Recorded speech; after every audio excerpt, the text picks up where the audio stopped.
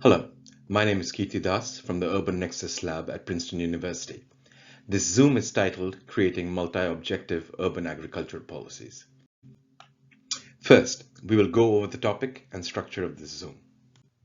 Urban agriculture refers to agri-food production that occurs both within urban administrative boundaries and in peri-urban areas around urban population centers. It encompasses many modes of agri-food production, for example, land-based cropping, indoor farming in greenhouses, etc. For many cities that are developing food action plans, urban agriculture emerges as a natural focal point with potential to advance multiple sustainable development goals.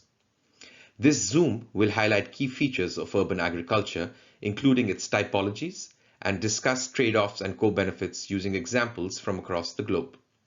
It also introduces a roadmap for designing fit-for-purpose urban agricultural policies, taking a systems perspective that are tailored to specific objectives of food action plans and enable implementing a portfolio of neighborhood or community-scale agricultural projects to meet goals. This Zoom is based on findings of an international resource panel think piece titled Urban Agriculture's Potential to Advance Multiple Sustainability Goals. Next, we discuss key features of urban agriculture. First, urban agriculture can provide benefits related to nutrition, health, the environment, social equity, and justice. However, it can also result in disbenefits and trade-offs. For example, in many Indian cities, farmers rely on contaminated river or wastewater for irrigation.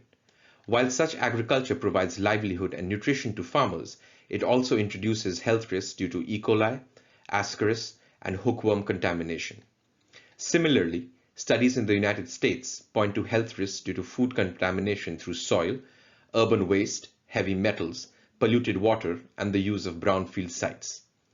The optimum benefits lie at some appropriate balance between the production from urban agriculture and the externalities that it generates. Therefore, it is important to gather data to ensure that we can confirm these benefits and avoid disbenefits.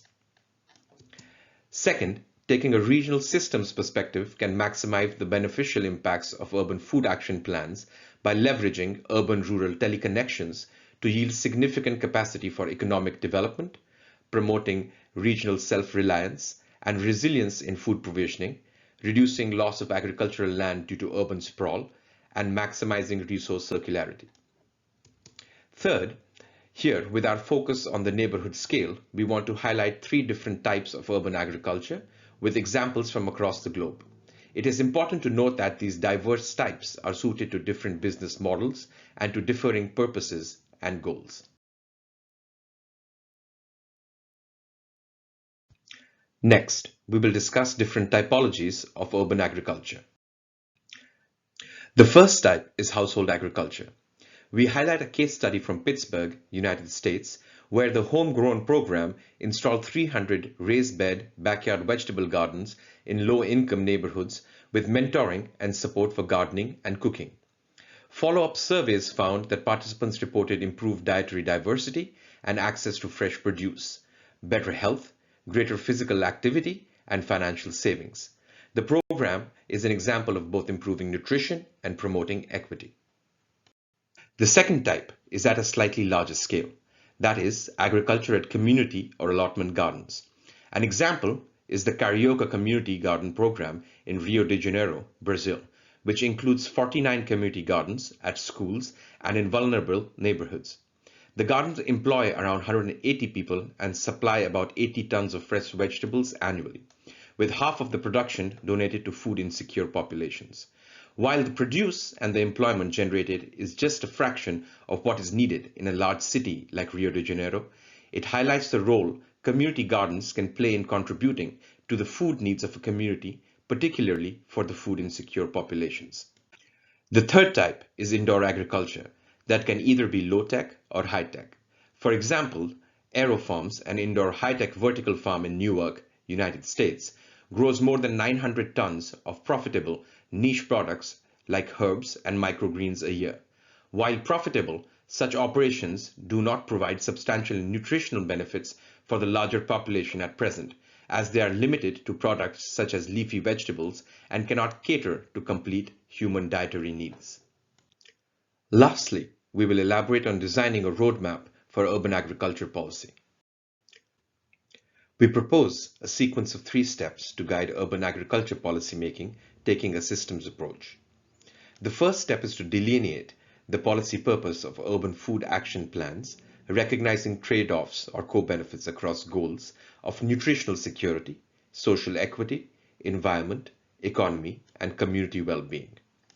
The second step is to develop multi-level, urban-rural, regional agriculture and food system partnerships and understand a city's transboundary agricultural linkages, regional production, supply chains, economy, and opportunities for resource circularity. Finally, the third step is to develop fit-for-purpose urban agricultural policies tailored to specific objectives or goals of food action plans. It is also necessary to understand current practices of urban agriculture, both intra-urban and peri-urban. More details on developing policies for specific objectives can be found in the International Resource Panel's report, Urban Agriculture's Potential to Advance Multiple Sustainability Goals, Policy Guidance, a link for which is given on this slide. With that, we conclude this Zoom. Thank you for your time.